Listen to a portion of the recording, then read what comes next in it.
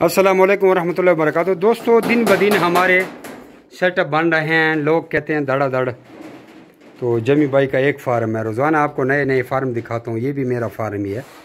तो ये अभी बन रहा है। ये इसमें फुल केज होंगे। अभी तो इसमें हमने केज शिफ्ट नहीं की है क्योंकि ये स्टेप बाय स्टेप बना रहे हैं। ठीक है, आई होप इसमें कोई 100+ केज इस हाल में भी आने वाले हैं। ये हाल तकरीबन 40-50 फुट लंबा है। देख रहे हैं यहाँ से एक एक केज को गिनते जाएँ ये।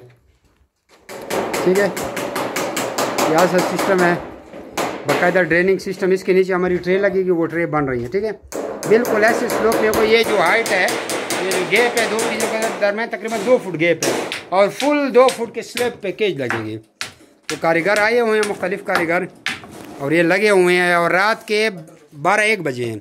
हम ये रात को काम करते हैं। ठीक है, और ये एक बड़ा कारीगर है, ये वाला, ये कद इसकी छोटी है। देखो कैसे काम कर रहे हैं, ये देखो ये। ठीक है जी, ये सेटअप हो रहा है।